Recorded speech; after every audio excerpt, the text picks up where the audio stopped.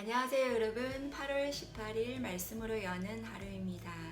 오늘 묵상하신 말씀은 누가복음 18장 23절 말씀입니다. 그 사람이 큰 부자이므로 이 말씀을 듣고 심히 근심하더라. 아멘. 우리는 그리스도인이 되고 난 이후 세상과 충돌하는 여러 가지 가치와 신념 등으로 고민하고 슬픔에 빠질 때가 종종 있습니다. 그러나 그럴 때마다 하나님의 위로의 말씀으로 그리고 새 힘을 주시는 약속의 말씀으로 다시 일어서곤 합니다. 그런데 만약 그 고민과 슬픔에 빠지게 하는 원인이 세상으로부터 오는 것이 아니라 예수님으로부터 오는 것이라면 문제는 달라집니다. 누구에게 의지해야 할까요? 우리가 고민하고 지치고 힘들 때마다 주님께 나아가서 기도하며 위로를 받고 또다시 일어설 수 있었는데 우리를 심히 근심하게 하는 분이 바로 예수님이라면 누구에게 달려가서 위로를 받을 수 있겠습니까? 오늘 말씀의 부자 관원은 예수님의 말씀 때문에 슬픔에 빠졌습니다. 그것도 아주 큰 슬픔에 빠져 있습니다. 너무 슬퍼서 할 말을 잃었습니다.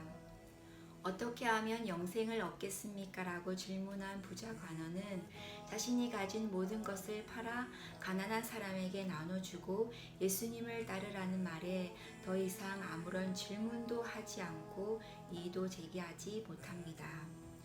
마태복음과 마가복음에 의하면 부자 관원은 근심하고 슬퍼하며 예수님을 떠나갔다고 말합니다. 여러분들도 주님의 말씀 때문에 이렇게 근심하고 슬퍼해 본 적이 있으신가요? 그럴 때 어떻게 하셨습니까?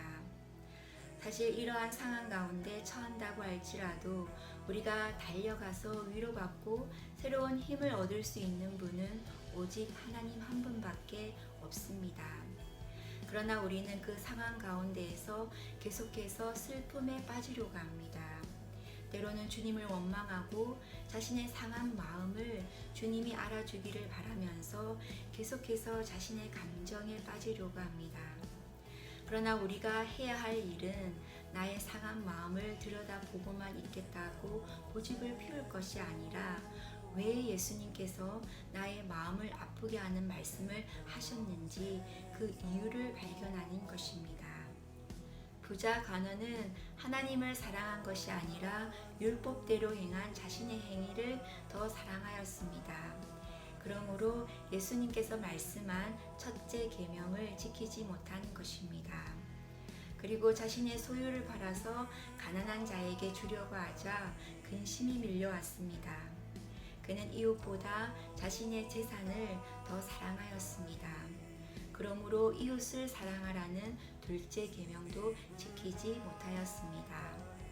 그것을 예수님은 깨닫게 해주신 것이지 그 부자 관원을 미워한 것이 아닙니다. 우리에게도 예수님께서 우리의 잘못을 정확하게 말씀해 주실 때 그것이 슬프다고 우리의 감정에 빠져 있을 것이 아니라 오히려 주님께 감사함으로 주님의 말씀을 다룰 수 있어야 하겠습니다. 주님께서 원하시는 것은 우리가 헌신이라고 하는 어떤 행위가 아니라 주님 자체를 사랑하는 것입니다. 그 이외의 것은 어떤 형태라도 다 버릴 수 있는 결단이 필요합니다. 여러분이 가진 전부를 예수님을 위해서 다 버릴 수 있겠습니까? 만약 고민이 되는 것이 있다면 그것은 무엇입니까? 그것마저도 다 버릴 수 있기를 주님은 원하십니다. 왜냐하면 정말 우리에게 필요한 것은 주님께서 친히 예비해 주실 것이기 때문입니다. 그런 주님을 신뢰하고 따를 수 있는 여러분들이 되시기를 축복하며 기도드립니다.